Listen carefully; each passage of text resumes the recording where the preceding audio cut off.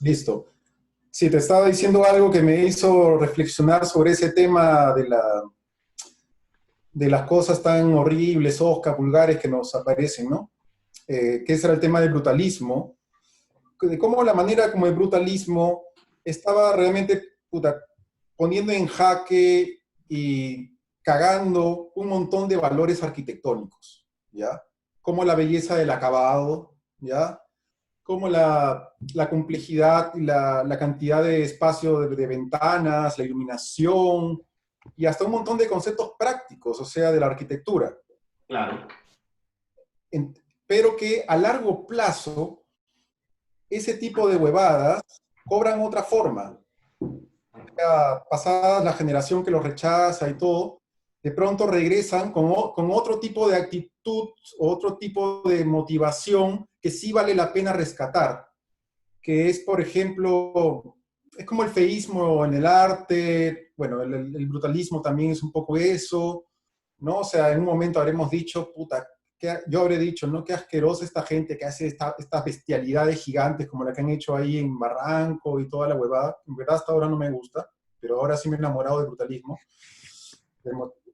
Entonces, cuando regresan, cuando esas tendencias regresan y vuelven y son adoptadas, es una manera de aplacar también a una mentalidad intermedia que ha habido, porque todo el tiempo queremos seguir cambiando y, o sea, la humanidad no progresa, sino que cambia, ¿ya? Como no me acuerdo quién dijo.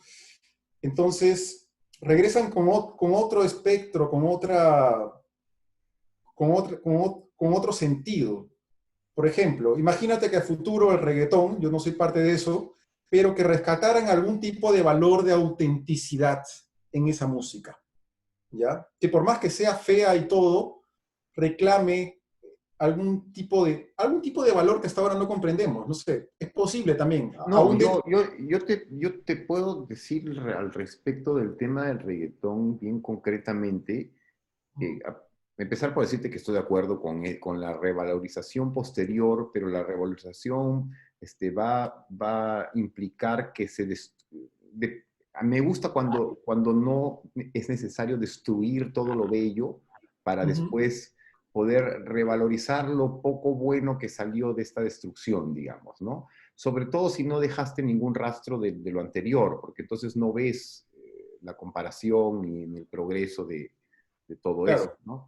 pero Entonces, no es que no es que se oponga, o sea, no es que tampoco esté en directa contradicción con otra música. O sea, a largo plazo, por ejemplo, podemos ver un montón de legados culturales que parecen contradictorios, pero todos nos parecen lindos, ¿no? O claro, sea, como te digo, creo que es una especie de evolución ideológica, ¿no?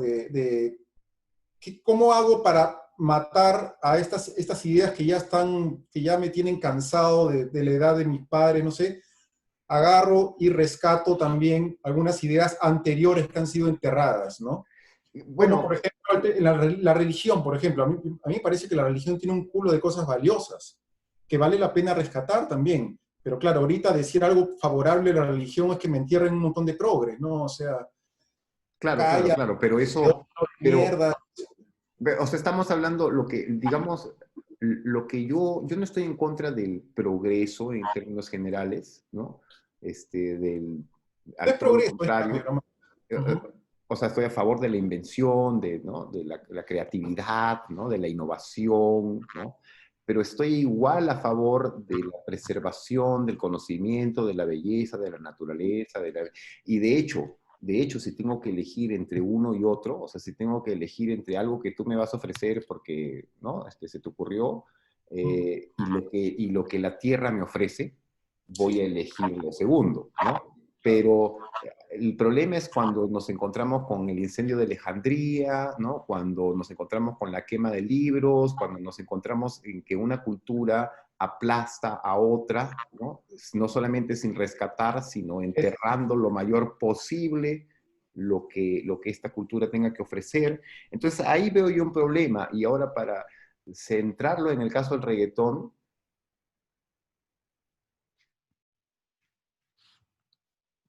creo que para volver al caso del reggaetón, hay una cosa, desde el principio el reggaetón tiene un valor que ha pasado inadvertido, digamos, pero que es difícil de digerir, tanto como compositor como ser humano, que es, nosotros venimos de generaciones en las que no podías decir lo que se dice en el reggaetón, ¿no? Así de simple, ¿no? Entonces, ese para mí es un valor que desgraciadamente lo que ha mostrado es que poder decir lo que quieras decir en el caso de la generación actual significa hablar pura huevada porque aparentemente no tiene mucho más que decir, ¿no? Porque no solamente, o sea, si lo único que la represión estaba impidiendo que saliera de tu boca era culo, teta, chucha, entonces, pucha, mejor cierra otra vez la puerta, brother, porque ya todos conocemos el culo, la teta y la chucha, ¿no? Pero si lo que te estaba Claro, reprimiendo era algo interesante, importante que decir, bienvenido que se diga, ¿no? Pero claro, fuera pero de es eso, decía de la cultura del feísmo, ¿no? O sea, pero bueno, sí tienes razón.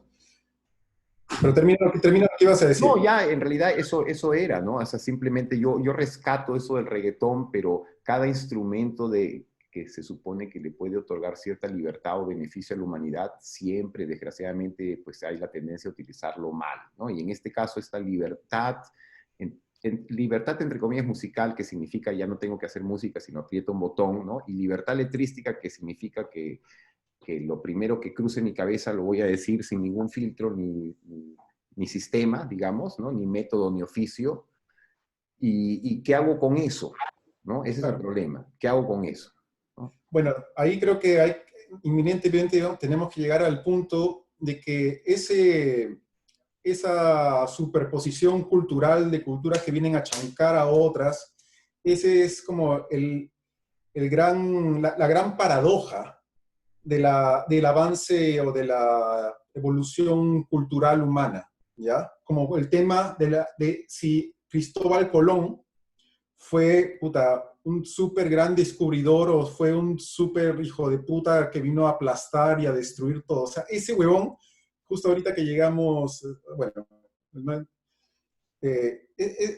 Ese huevón se resume muy bien esa gran pregunta, ¿no? Y es una, como buena paradoja, creo que es una donde tenemos que supervivir ambas vistas, no podemos matar ni una ni la otra. Son dos puntos de vista, o sea, porque también sabes que, bueno, los incas y todo venían chancando a otros y que a su vez venían chancando a otros y que han hecho que se pierdan muchas culturas anteriores también, o sea, es una época de chancadera, pero claro, la gran chancadera fue con los españoles, ¿no?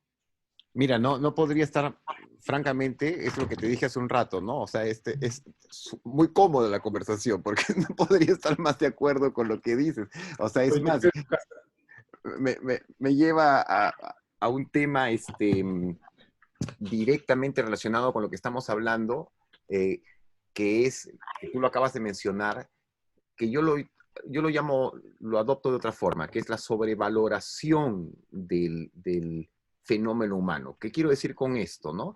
Estoy hablando un poco del efecto del escenario, ¿no? O sea, uno se para en un escenario y automáticamente adquiere un mágico poder de atención de la gente. Si tú sabes manejar esa atención, pues te puedes convertir en mago, en músico, en poeta, en político, en lo que quieras, ¿no? Y después está este factor concreto de sobrevaloración del logro humano, ¿no? Entonces, y claro, ¿cómo se le llama eh, cuando idolatras, pues, ¿no? Cuando conviertes en un dios, esta cosa. Y el caso de Colón, ciertamente, pues es uno emblemático, y lo que tú dices, pues no hay otra, o sea, definitivamente parte precisamente este conocimiento parcialista, ¿no? Que hace, o estás a favor del gran Colón, o estás en contra de este Claro. maldito ladrón, asesino, ¿no? Pero no, resulta que este gran Se baten sus conquistador estatuas. era un maldito ladrón asesino, ¿no? Tú tienes que aceptar las dos cosas, pues. Claro, todos los conquistadores son eso, de alguna manera, ¿no?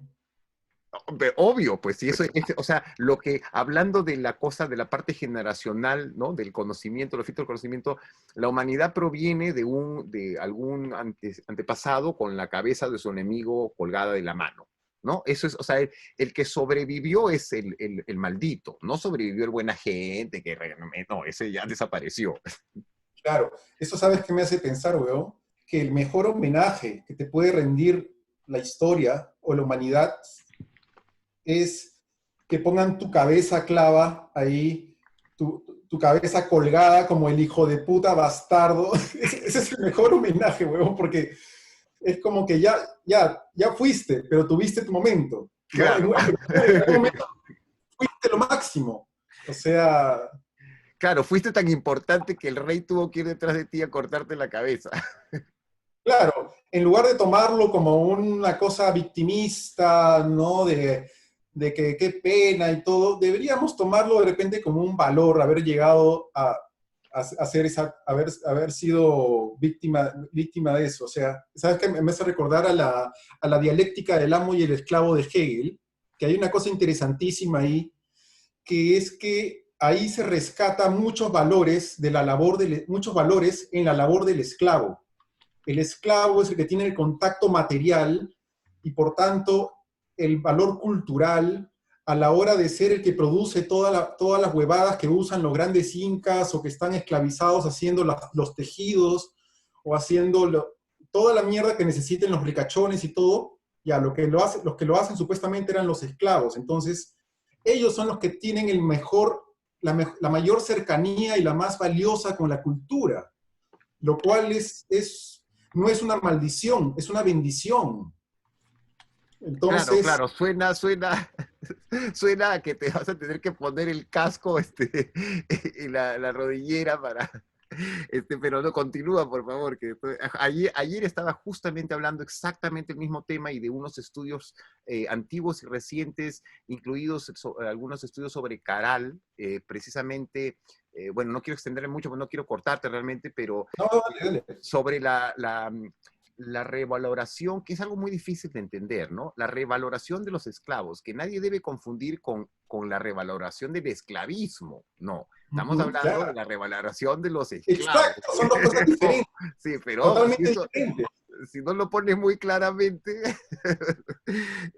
¿no? Pero la cosa es que obvio, pues indiscutible, pero si seguimos siendo los esclavos los que hacemos el trabajo siempre, la esclavitud ha sido y es la fuente de ingresos del rico, y eso lo dijo ya, claro, o sea, mucha gente, pero lo dijo Marx clarísimamente, que yo no sé por qué a Marx le han tachado el socialismo, porque lo que te está diciendo es cómo funciona el capitalismo, o sea, ¿me entiendes? Pero esa forma de interpretar las cosas es muy interesante, es más, el libro se llama Das Kapital, ¿no? O sea, puta madre, no está hablando de socialismo, está hablando de cómo funciona ¿no? el capitalismo y lo cual ocasiona después de un entendimiento, pues un movimiento que trata de sobrevivir a esto, ¿no? Y nuevamente tenemos el ejemplo de los dos lados, en vez de entender los dos lados y juntar los dos, ok, el problema no es ser capitalistas, el problema es ser unos cochasumadres, que es diferente, porque tú puedes ser capitalista y buena gente y tener un ambiente social, ¿no?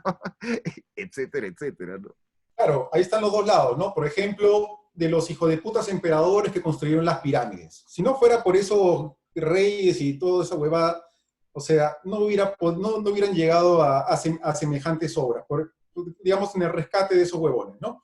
Y en el rescate de los esclavos, es que en lugar de verlos como víctimas, como te decía, debemos ver, puta, la bendición que han recibido ellos por ser los ejecutores y los creadores de huevadas grandiosas, ¿no? O sea, bueno, como ya te puse el ejemplo de los textiles, de los huacos, de todo. Pero ahora la pregunta viene, si es que después de la industrialización, el problema con la industrialización, así como me he estado preguntando, o lo he estado pensando, es que la industrialización rompe con ese vínculo entre la mano de obra y la obra.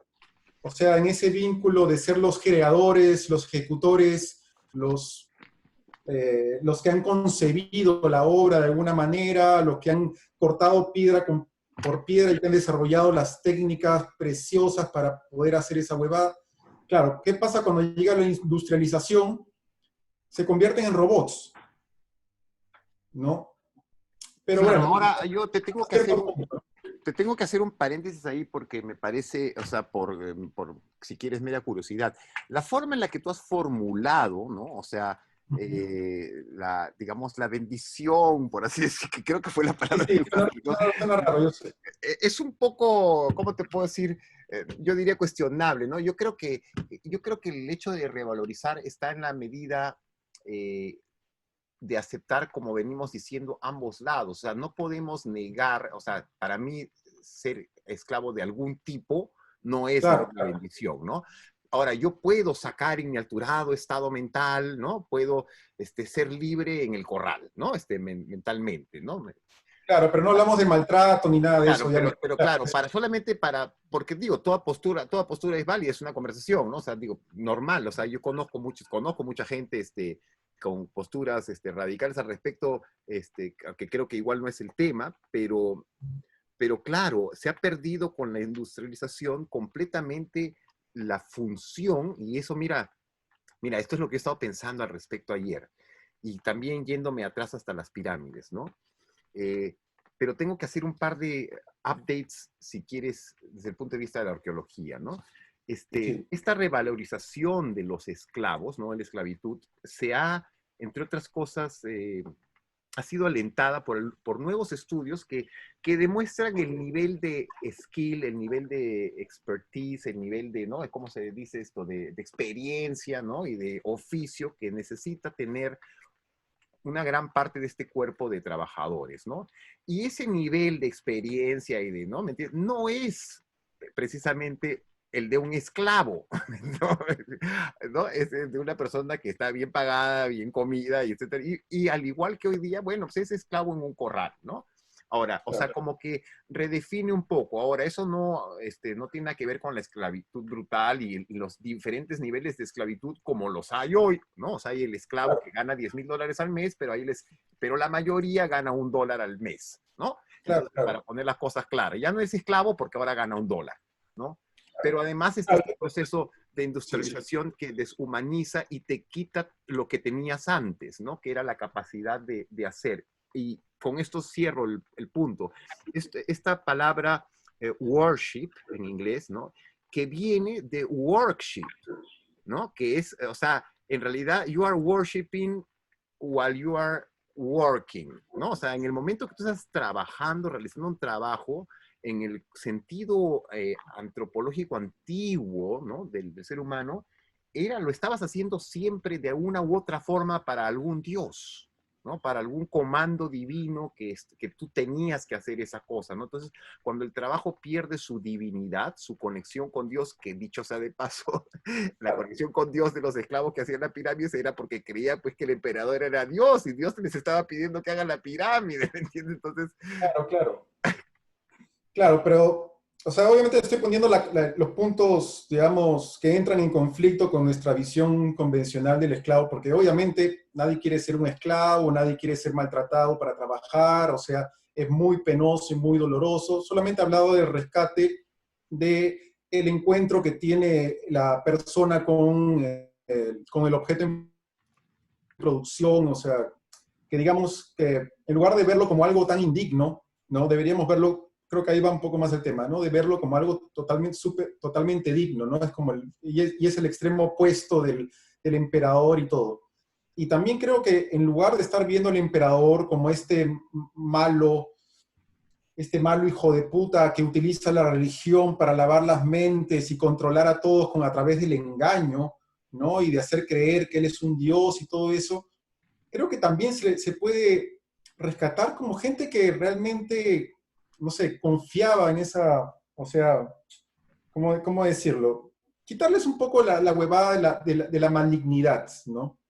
yo creo que, mira, estoy de acuerdo con lo que dices, tengo problemas con la formulación, digamos, o sea, Sí, yo creo que ni el yo creo que la esclavitud de ninguna manera puede ser ni debería ser dignificada, ¿no? Porque esto es un poco como cambiarle el logo a la mazamorra negrita, ¿no? claro, claro. Eh, lo que debería ser en dado caso sí es revalorizado el trabajo de las personas que hicieron y que hacen el trabajo que es propio de un esclavo, ¿no? Eso sí, y la mejor forma de revalorizar sería reconocer qué es lo que se hace en las sociedades avanzadas, ¿no? O sea, en Suiza, por ejemplo, el esclavo promedio está muy bien pagado, ¿no? No deja de ser un esclavo, simplemente que su trabajo es reconocido, ¿no? Entonces, y claro, tratar de salir de este sistema en el cual alguien te dice lo que tienes que hacer y determina cuánto vas a ganar, y etcétera, ¿no?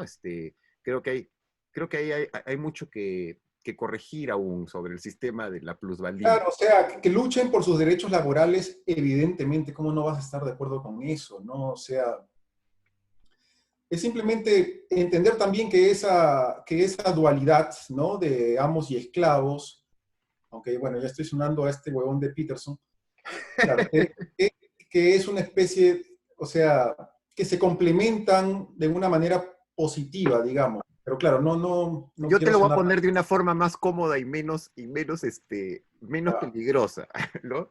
Yo diría reconocer la naturaleza humana, que está compuesta de alguien con un látigo y una espada y un montón de personas que le tienen miedo al látigo y la espada, siendo este látigo y la espada, por supuesto, más allá de la metáfora, ¿no?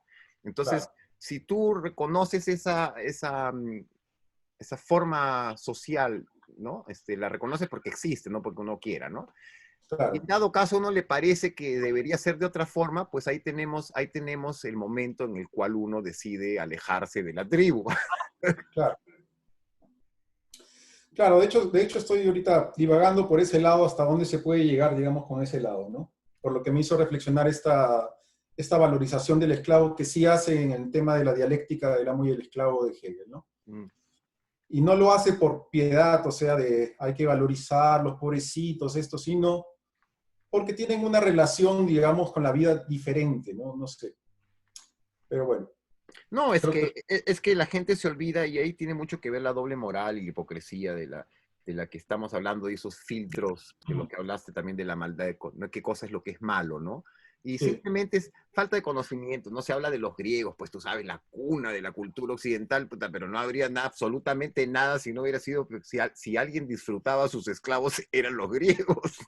claro, Entonces, el problema, yo creo que el problema es más, es terrible decirlo, pero el problema, la diferencia entre una sociedad bien hecha y otra es el manejo correcto de los esclavos, o simplemente, llámalo como quieras, el reconocimiento de los esclavos, la remuneración correcta, pero el hecho es que quizás la palabra ya está fuera de moda y ya no le debemos llamar esclavos, sino súbdito o qué sé yo, ¿no? O trabajador. claro, Bueno, hoy día se llama trabajador, esa es la neta.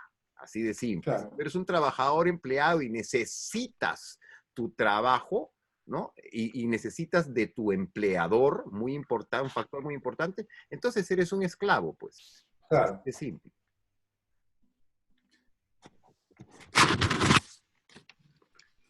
Entonces, pero bueno, bacán, ¿no? Me gustaría tener una amiga doctora, quizás la voy a invitar para una conversación de este tema en la parte cognitiva, que es una neuróloga, Ujú. este, porque claro, tú pusiste en la mesa, como te digo, una parte que yo no había considerado, que es esta cosa tribal, digamos, de la que estamos hablando, ¿no? Sí. Estos filtros preestablecidos, ¿no? Y yo, en realidad, originalmente estaba pensando en este proceso, como te dije, de una forma más mental, ¿no? Cómo nuestros ojos Claro, y oídos perciben esto, qué parte quizás no qué parte del cerebro, sino qué proceso el cerebro hace, claro. En la verdad, ¿sabes percepción. qué? Es como ponernos rescatistas también con el tema de los virus. O sea, ¿cuáles son las estrategias de cada virus, ¿no? ¿Y qué hace de este virus mejor que otro, ¿no? Como por ejemplo, imaginemos que China es un virus. Claro, cómo esa conjunción de capitalismo, ¿no? O sea, comunismo y todo, hacen hacen una nación tan poderosa, ¿no? Y que hay, o sea, y que los pobres también se hayan beneficiado de eso en esa cultura, ¿no? Que también es, obviamente, que tienen un montón de contras, obviamente, ¿no? ¿Cómo se llama? Lo autoritarios que son, o sea, si alguien dice algo que no debe decir, huevadas así, ¿no? El sistema este de reconocimiento facial, cosas que así dan miedo, ¿no? Pero son un espejo de nosotros, ¿no? Ayer me decía un amigo, concretamente mi cuñado, hablando justamente del tema chino, este, mencionó una cosa muy importante, ¿no? Que es el pensamiento individual contra el pensamiento colectivo, ¿no? Y la necesidad cuestionable del pensamiento individual, o sea, qué es lo que tú tienes que pensar que es tan importante más allá de ir a sembrar las papas que todos comemos, por Claro. decirlo de alguna forma, ¿no? Y yo me acuerdo, y yo a esto le mencioné que yo recuerdo por mi edad, ¿no? Que en los años 30, pues no, los años, digamos, entre finales de los 40, Cuba puede ser una maravilla, ¿no?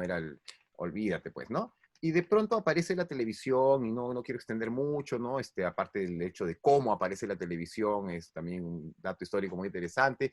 En fin, y de pronto lo que era normal, ¿no? O sea, todo cubano pues iba 6 meses, como en cualquier kibutz, dicho sea de paso, ¿no? Iba 6 meses al año, no importa si eras zapatero, doctor, dentista, que ibas a trabajar al campo. Y todos felices, ¿no? Con buen sistema de educación, buena salud, buena, etcétera, etcétera, etcétera.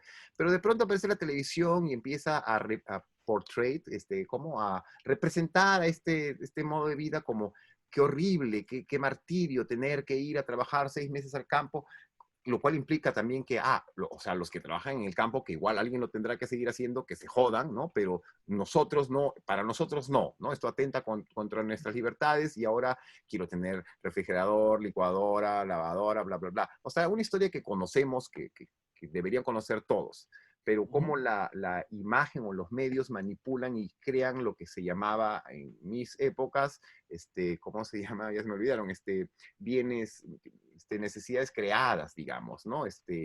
Cosas que no realmente necesitas y que conllevan al capitalismo no tradicional, si quieres, sino postindustrial, que es consumo, consumo, consumo y el resto de la historia ya lo conocemos, ¿no? Claro.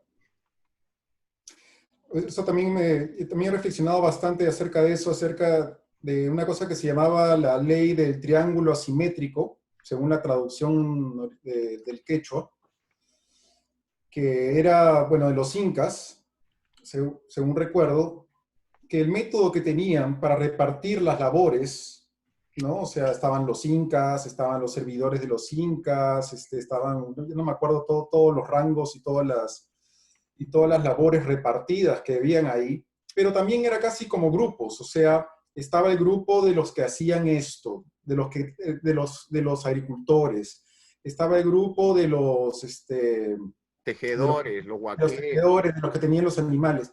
Y el método para sobrevivir sin conflictos era el homenaje, perdón, ¿cómo se llama? El premio, el tributo que tenían que rendir los poderosos a, a estos grupos de trabajadores. ¿Cómo lo hacían? A través de las fiestas.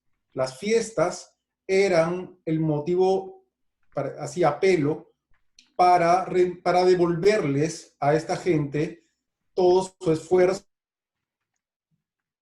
puta, haciéndolos tragar y chupar como nunca, ¿no? En sus fiestas, ¿no? Y me pareció interesante, ¿no? Como una especie, como te digo, cuando hablo del virus de China, no me refiero a que sean malos, sino que cada virus tiene una estrategia, ¿no? Como el coronavirus que se expande a través de los jóvenes o huevadas así, no sé.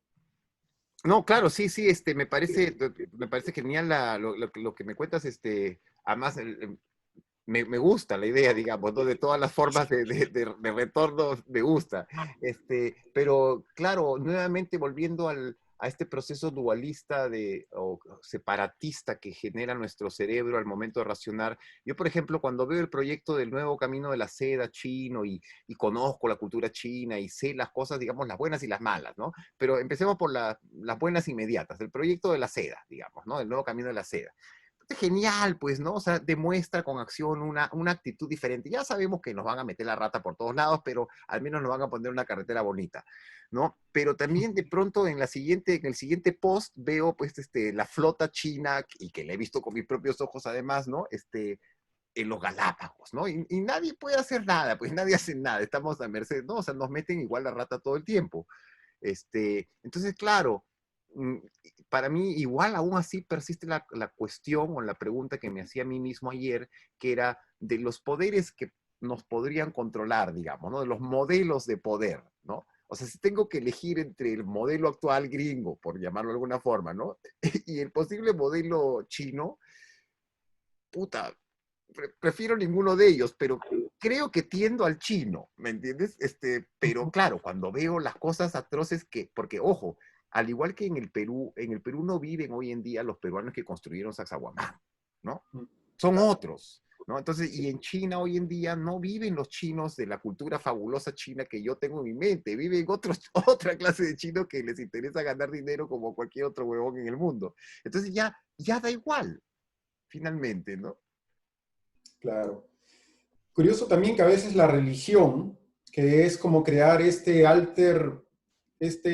alter ego humano de alguien que está por encima de los que están más por encima, ¿no? Funciona bien para unir a todos estos grupos, incluyendo los poderosos, en un solo fin, ¿no? En una sola lucha, en una sola causa, en una sola sociedad. Los une.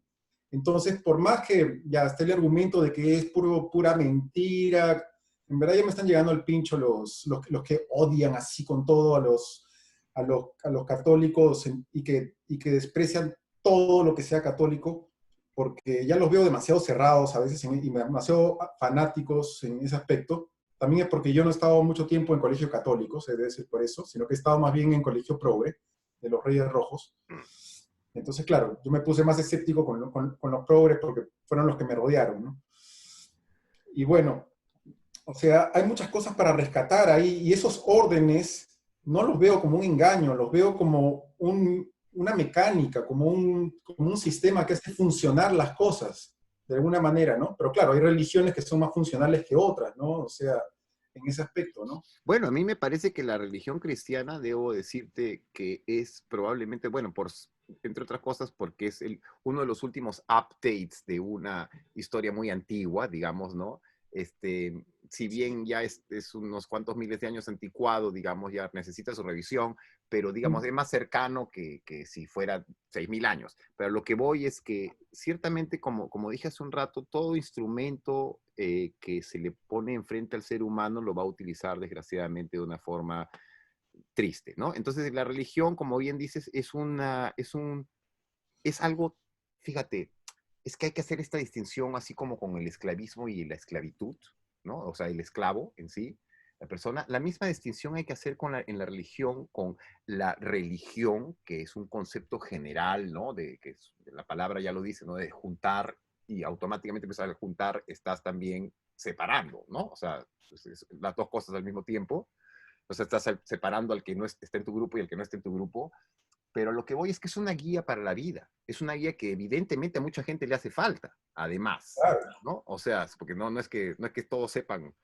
Es una herramienta en verdad útil, o sea, así como cuando vas al doctor y solamente de hablar con el doctor ya te sientes mejor.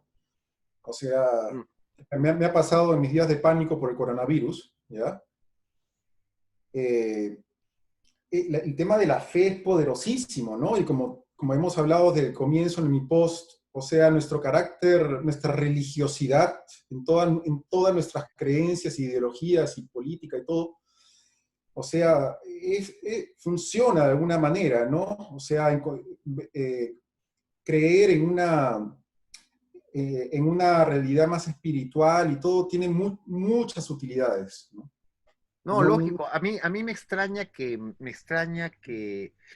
que no se haya, bueno, no me extraña, la verdad, pero me parece anecdótico el hecho de que este poder, que lo podemos llamar el poder placebo, el poder de la fe, el poder de la autohipnosis, llámalo como te dé la gana, o le podemos dar nombres más técnicos y sofisticados si alguien quiere, pero ya sabemos de qué se está hablando. Claro, todavía no lo logran capitalizar, ¿no? O sea, todavía no lo logran hacer porque los que lo intentan se van automáticamente en cacha, ¿no? Porque precisamente, porque ya por principio estás tratando de capitalizar la energía del cosmos, ¿no? Claro, la Iglesia Católica hizo eso, entonces por eso creo que se fue un poco al cacho, pues, ¿no? Es que todas hicieron eso y todas por eso se van al cacho, porque, o sea, tú estás tratando de hacerte dueño de lo que es de todos, ¿o no? O sea, Así es, claro. y ese Claro, es, ahí lo correcto para sublevarse sería utilizar esa misma religión para, puta, para sacar a todos los de Vaticano, o sea, claro, lo groseramente evidente que es el incumplimiento de sus propias normas, por ejemplo. Por claro, eso hay que hacer la distinción, pues es lo mismo que pasa con los científicos, la ciencia, ¿no? O sea, hay curas buenos, hay gente que entra, curas o monjes de cualquier credo, claro, digamos, ¿no? tienen Que muy buena entran, voluntad y todo, ¿no? Y que claro, también entran, sí, sigan ayudando también mucho a la gente, o sea, y también cagándolo, obviamente. claro, claro, claro. Hay de todo, hay que entender ese factor, ¿no? Que cualquier institución está Sí. conformada por.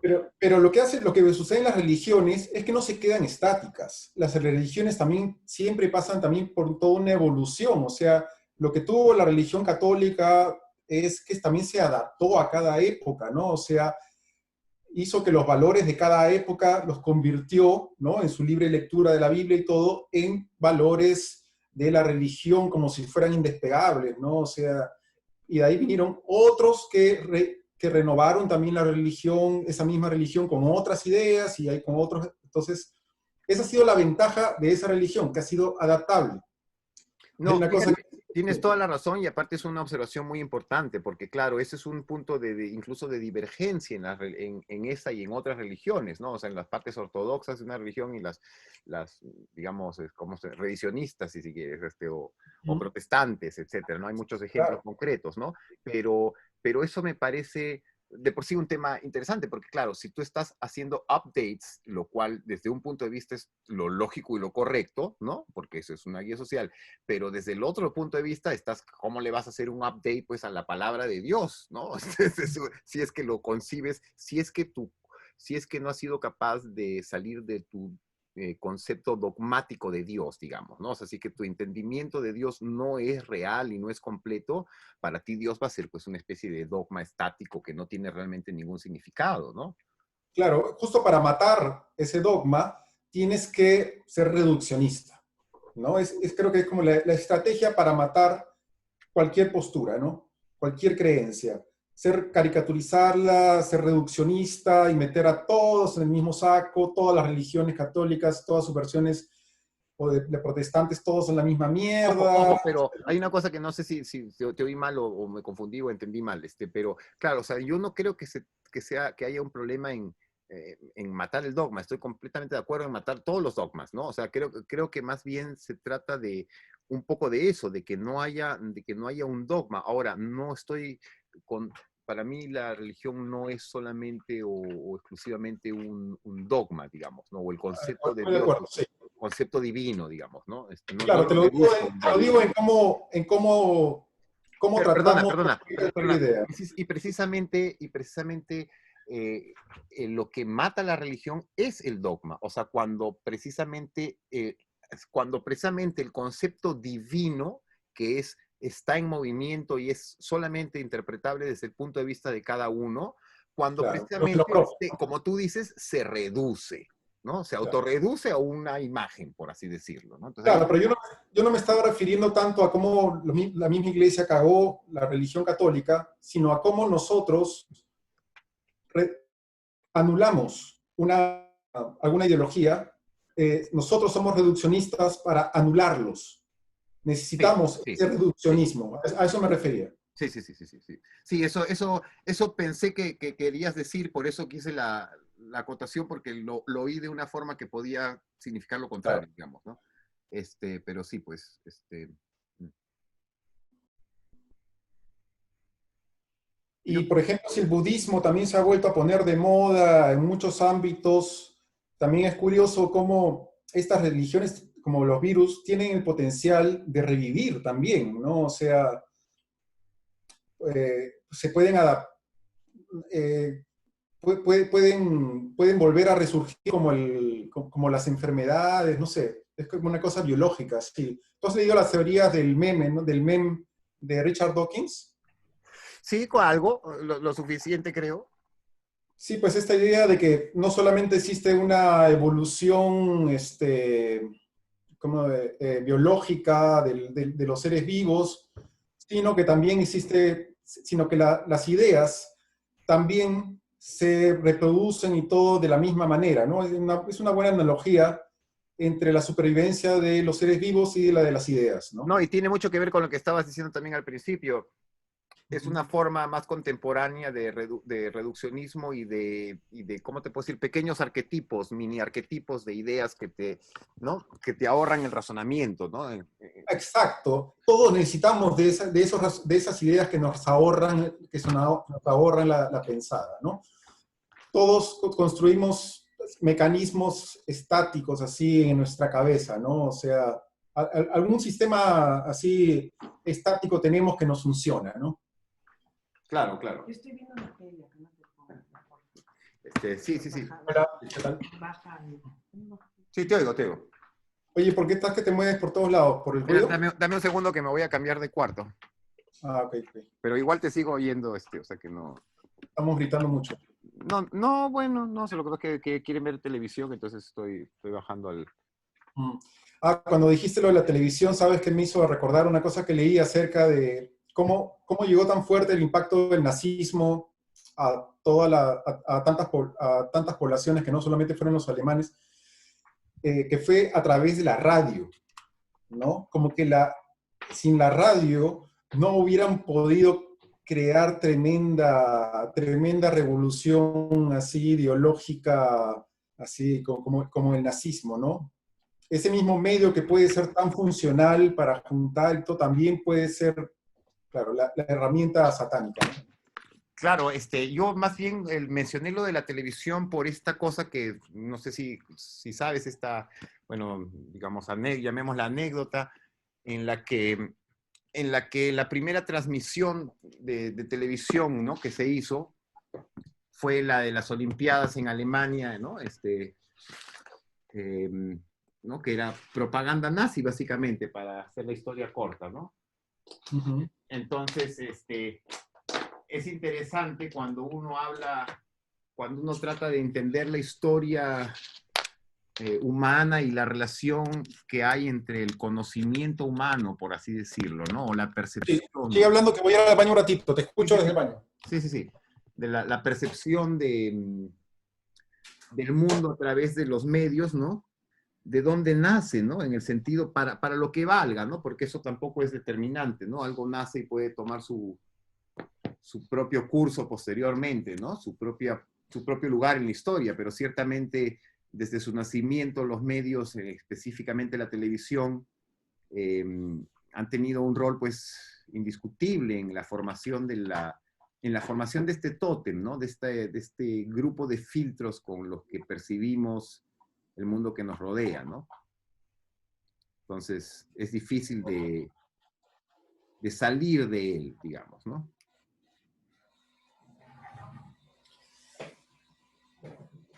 Claro, hay una cosa que estaba leyendo, por ejemplo, el tema del psicoanálisis, hasta ahora sigue la pregunta de cómo compatibilizar el psicoanálisis con la ciencia, ¿no? O sea, para muchos es, claro, también otra gran mentira y todo, pero el psicoanálisis, o sea, bueno, Lacan propone un culo de cosas interesantes, aunque siempre es un poco yuca entenderlo, pero bueno, yo lo he conocido más a través de Zizek que por el mismo Lacan. Bueno, de ahí empecé a leer más a Lacan, que es el tema del objeto petit a, ¿no? Que son como los deseos u objetivos que tenemos, que en verdad son falsos objetivos, como que pero son a nivel personal, ¿ya? Pero también lo podemos aplicar a nivel masivo y todo, que es como plantearnos, eh, deseos, nosotros queremos llegar a esto y queremos llegar a esto, deseos que en el fondo no queremos alcanzarlos. Más bien, esos deseos son como nuestro motor, ¿ya? Funcionan como una especie de motor que nos hace salir a trabajar todos los días o hacer cualquier cosa, pero que a la hora de que estamos enfrente a la posibilidad de tenerlos, como cuando tú te das cuenta que a veces cuando tienes a veces la huevada armada y toda lista, de pronto hay algo que te falla, ¿no? Puede ser una chica, puede ser cualquier cosa.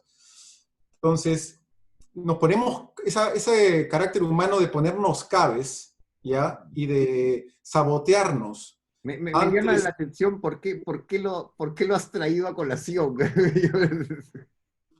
Bueno, es que hay un montón de ideologías o cuestiones que también, como por el tema, o sea, imagínate, solo por poner un ejemplo que no sé si sea cierto, que la izquierda no quiere lograr su cometido, ponte. Que la izquierda Ya, utiliza su sueño de la revolución y todo como una especie de objeto petit a que les ajá, da vida, que le ya. da vida a sus ideas, que los hace, o sea, en verdad ellos no se sienten tanto teniendo, no se sienten tan bien teniendo el poder, sino siendo los que están en oposición a lo que les haga el gobierno, a lo que haga el gobierno, lo que haga a los Te entiendo, te poderosos. entiendo.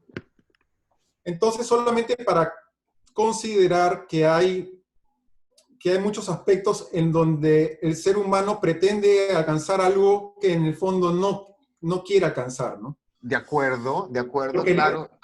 le da sentido a su vida, ¿no? O sea, Ahora, no, la parte que me confundió al principio es porque tú empezaste diciendo o planteando una especie de contradicción, si se quiere.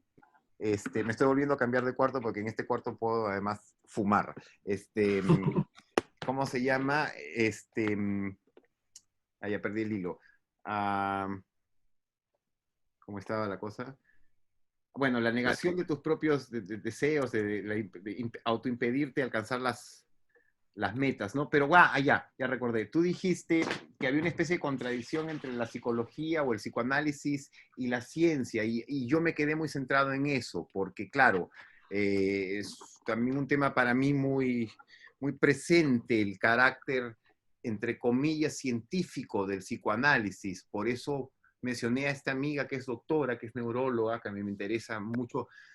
Dicho de una forma breve, a mí me empezó a interesar la psicología cuando me empezó a interesar la neurología, porque hasta antes la psicología pues es un pajazo mental con muy poco argumento científico, sobre todo en sus bases, y desgraciadamente esas bases son las bases de todo lo demás que vino después, hasta que vino la neurología CAT scanning, ¿no? Y que te permite al menos ver qué parte del cerebro está funcionando cuando estás haciendo qué cosa, sin que eso sea mayor indicador, dicho sea de paso, ¿no? O sea, también tampoco es decir que ahora los neurólogos saben, no saben un pito, pero al menos saben que no saben, ¿no? Esa es una gran diferencia entre el neurólogo y el psicólogo. El psicólogo cree que sabe porque estudió y acá dice que no sé qué, ¿no? Pero el neurólogo que trata de comprobar todo este tipo de cosas, en la mayoría de los casos se encuentra que ups, no era así, ¿no? O sea, con un caso concreto que siempre se me olvida su nombre porque es un nombre hindú, es un poco complicado, pero es una eminencia de eminencias en la neurología, ¿no? Que después de un poco más de 10 años de estudiar específicamente o tratar de encontrar la parte del cerebro responsable del habla, ¿no? Concluyó en base a que cada vez que ellos descubrían una parte y estaban seguros que habían finalmente descubierto la parte del cerebro responsable del habla, ¿no? Aparecía algún paciente con un accidente de tránsito que no tenía esa parte del cerebro, ¿no? Pero podía hablar. Entonces, para hacer la historia corta, después de todo este estudio, concluye que ha tenido, la parte del cerebro responsable es el cerebro, ¿no? Por así decirlo, estoy resumiendo, por supuesto, ¿no? claro. Este, De repente el puente que quería plantear sin darme cuenta, con ese tema del objeto petit a, es en la manera como nosotros hacemos nuestra propia narrativa, nuestro propio autorrelato, ¿no? O sea, a la hora de calificar, estos son los malos, estos son los buenos, yo soy uno de los buenos, podemos atribuirle cualquier pendejada a los malos, o sea, si alguien nos dice que ellos también hicieron esto, también le creemos porque es parte de la misma narrativa, o sea, y al mismo tiempo también una narrativa de quiénes somos nosotros. Estamos escribiendo nuestra historia, entonces, a veces escribimos nuestra historia, a veces escribimos una historia de, digamos, por decirlo así, perdedores, o gente que nunca llega a algo, ¿no? Y es ahí donde vendría un poco la psicología, ¿no? Que es nuestra, nuestra condición de ser fieles no a un objetivo, sino a una especie de relato, que no lo controlamos realmente, ¿no? O sea, Pero bueno, determinismo, un poco en otras palabras, digamos. O sea, mi padre, por ejemplo, es determinista, ¿no? Él cree, yo soy, todavía no me decido. Eh, pero, claro, el tema que tú estás planteando me toca a mí personalmente de forma directa y profunda, y te digo por qué. Porque, claro, yo tendría que ser, no tener ninguna capacidad de autoanálisis para no darme cuenta ya de hace mucho que soy el ejemplo perfecto del autosabotaje, ¿me entiendes? O sea, soy, yo también, claro. pero o sea, es que me las tengo todas planeadas perfectamente. Me pasa lo mismo, sí, sí. Tengo una experiencia increíble.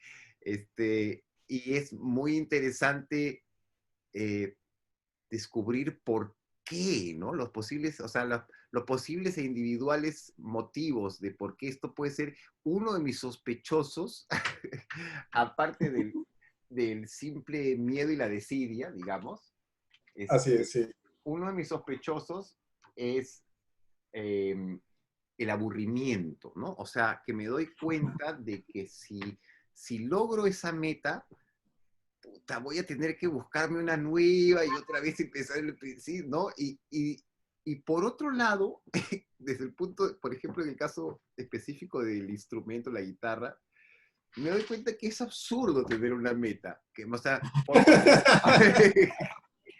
Claro. es como si tú dijeras, voy a aprender a dibujar solamente hasta aquí. Una vez que sepa dibujar manzanas, paro. Claro, claro. ¿No? Entonces, O que voy a ser artista para ser famoso. Y ya. Y ya, bueno, si soy famoso, ya no, ya, ¿para qué ser artista? No, no, bueno, es otro caso medio raro, pero sí te entiendo. o sea, claro, aparte yo también tengo que confesar, también he pasado por la parte del deseo de la fama, porque no le veo ningún problema en sí, a menos de que pues esa sea tu meta, ¿no? Para mí es simplemente una cosa como que parte de tu daydreaming y de todo esto, pero concretamente tengo, por decirte cualquier cosa, una decena de temas que no son canciones en este caso, son temas clásicos en el sentido de que no hay una letra, ¿no? Que es nada más guitarra, ¿no? Que Ujú. los vengo tocando literalmente pues 20 años, ¿no? Y siempre que los ensayo, pienso que los estoy ensayando porque, puta, quiero que algún día me salga de la forma que considere yo que ahora le voy a mostrar a alguien, mira cómo, qué bonito, ¿me entiendes? Y cuando empiezo a llegar a un momento me doy cuenta, bueno, pero si ahora lo puedo tocar así, ahora tengo que corregirle también esto. O sea, aparte, mientras mejor toco, más cuenta me doy de que todavía no sé tocar. Entonces, puta, Claro, ¿me entiendes? No. claro, es como que vivimos siempre con, bueno, ya se puede Ahora, complicar. perdona, no dije lo más importante, claro, te cuento todo esto por una razón, porque claro, la pregunta ahí es si esto es una forma muy sutil y elegante de autosabotaje, ¿no? Claro. ¿No? O sea, súper elegante, ¿no? O sea, aparte, uno podría parecer que la persona es humilde, no sé, alguna distorsión torcida de ese tipo, pero pero entonces yo mismo me pregunto, ¿no? Y me pregunto y me contesto afirmativamente. Creo que es un autosabotaje porque me parece una estupidez de mi parte, ¿no? Ponerme una valla que nadie me está poniendo y yo mismo decirme a mí hasta dónde está bien tocado o no, yo mismo ponerme los límites de error permisibles cuando en realidad yo mismo sé que pues, hasta el más puta bestia de los bestias va a cometer tarde o temprano un error, sobre todo si está esquiando en el hielo delgado, ¿no? O sea, si está haciendo Claro, una maroma peligrosa, si está caminando seguro, pues no va a pasar nada, ¿no? Pero si estás haciendo la maroma brava, claro, entonces estás corriendo el riesgo y correr ese riesgo es parte de ser y es parte y es más, cada día creo yo incluso más valorable de poderte, sin hacer el ridículo, por supuesto, mostrarte como eres como artista, decir, ¿no? Esto es lo que, sin ningún nada de, bueno, esa es ya mi cuestión ortodoxa, ¿no? Sin ningún efecto, ni ninguna huevada, ni ningún apoyo de nada, o sea, yo y el instrumento, ¿no? El instrumento y yo, claro. ¿no? Entonces, Pero ahí está el tema del inconsciente, ¿no? Que también se conecta con este tema que hablaba la vez pasada del gusto aspiracional, ¿no? Yo me convenzo de que esto me gusta y yo me convenzo de que esto no me gusta, ¿no? Más allá de que seamos unos especialistas y captemos, claro, ciertos logros, claro, que están ahí todo. Pero bueno, con el tema del inconsciente iba a que en ese tema, por ejemplo, de autosabotaje, es que parecería que hay un poder personal de repente sobre nuestra, o sea, la parte del inconsciente, que tiene mucho más control sobre, sobre lo que hacemos que lo que nosotros concientizamos, ¿no? Digamos que nosotros vivimos en una parte un poco, nuestra conciencia vive en una parte un poco superflua de de lo que estamos haciendo, o sea, lo interpreta de una manera, somos unos intérpretes de nuestra manera de ser y de nuestra persona, ¿no? Pero que hay como una fuerza atrás de eso que teje un poco nuestra, que teje un poco lo que nos acontece, ¿no? O sea, como lo que tú dices, esto es autosabotearnos. Yo no puedo creer que haya dicho de manera tan precisa las cosas que no debía decir en muchas ocasiones, ¿no? Y cuando no ha sido mi intención, puta, para nada. qué ejemplo tan jodido, sí, puta. O sea, estar con la persona más incorrecta para decirle la peor huevada, como una vez que fui al este pata que tenía su lugar Antares, no me acuerdo cómo se llamaba, pero que fue uno de los creadores de los Reyes Rojos, Alberto Alberto Benavides. Benavides. Ese, sí. Y cuando fui a una de sus sesiones a través de mi tío, que era pata de él, para jóvenes, una sesión para jóvenes, no sé qué íbamos a leer cosas, lo primero que le dije fue, Constantino Carballo te manda saludos. Yo no sabía del problema entre ellos. No sé por qué lo dije, ¿no? Pero fue lo... Y el huevón me dijo, dile a Constantino Carballo que se vaya a la reconche su madre, ese pendejo.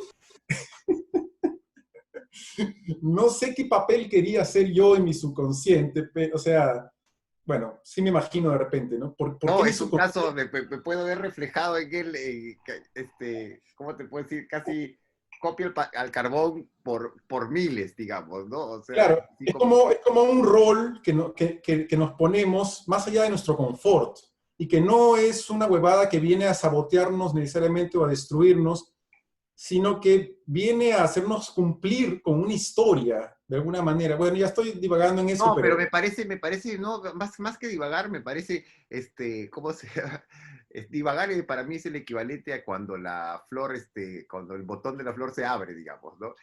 Sí, ya ves, ya estoy divagando. No, me parece precisamente que el tema de subconsciente, inconsciente, por no decir, como tú sabrás desde el punto de vista pues, científico, hablar de la conciencia digamos, es recientemente aceptable, ¿no? Porque, bueno, por cuestiones de PR research, ¿no? O sea, investigaciones por motivos de relaciones públicas, ¿no? Más para llamar la atención y obtener fondos que por cosas serias, pero mal que bien ya se puede hablar en una que otra conferencia científica sobre los estudios de la conciencia, porque pues tú sabes que si los científicos no pueden tocar y cuantificar, estamos cagados, ¿no? así es, Entonces, claro.